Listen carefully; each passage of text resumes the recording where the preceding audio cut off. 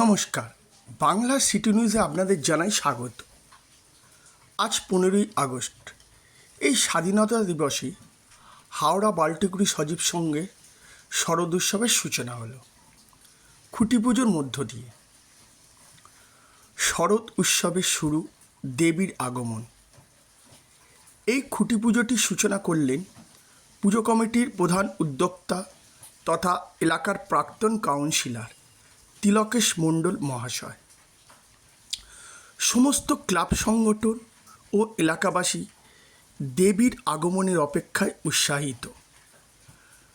বাল্টিকুড়ি সজীব সঙ্গের এবারের ভাবনা এক টুকরো রাজস্থান।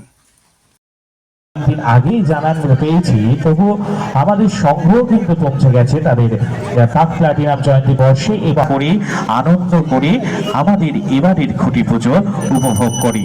চলছে আমাদের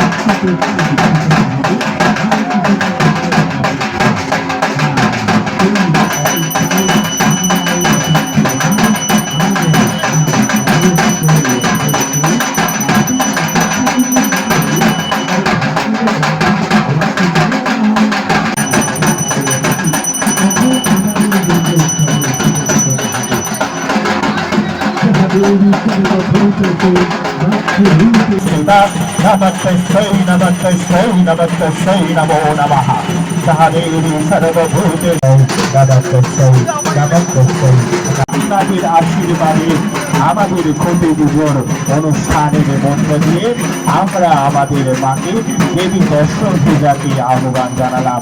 আসুন এই আনন্দের মুহূর্তটিকে সাক্ষী রেখে একটু আপনাদের সাথে আমাদের অসিত কুমার চট্টোপাধ্যায় মহাশয়, আমাদের সকলের প্রিয় মানুষ, আমাদের সাথে উপস্থিত আছেন। আমাদের সঙ্গে সেই জন্মী কাজ নিয়ে আমরা আমাদের যে অনুষ্ঠান তিলকেশ মণ্ডল মহাশয় আমাদের 70তম বর্ষের দুর্গোৎসবের শুভ সূচনা হলো দেবী দর্শক পূজার আহ্বান। সবাই মিলে একটু হাতের তালিকা হোক না শব্দটি। আসুন সবাই মিলে আজকে একটু প্রেমে বন্দী করি আজকের এই আনন্দের মুহূর্তটিতে। কারণ আমরা এখন এক সুন্দর মুহূর্তে রয়েছি। এই মুহূর্তটির জন্য আমরা দীর্ঘদিনা বলাটা ভুল, প্রত্যেকটি মানুষ অপেক্ষা করে থাকি।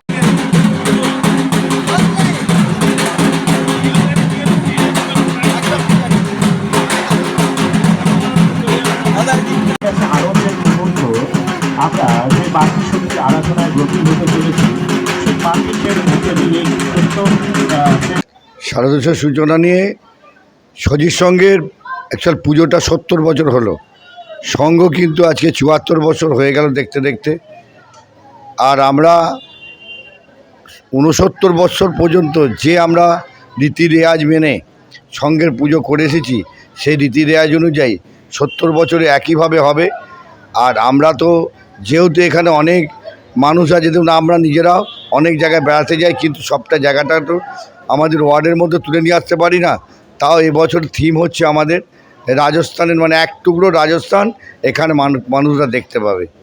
সে এক টুকরো রাজস্থানের এখানে একটা আমরা থিম করব। এইভাবেই আমাদের পুজোটা এগোবে।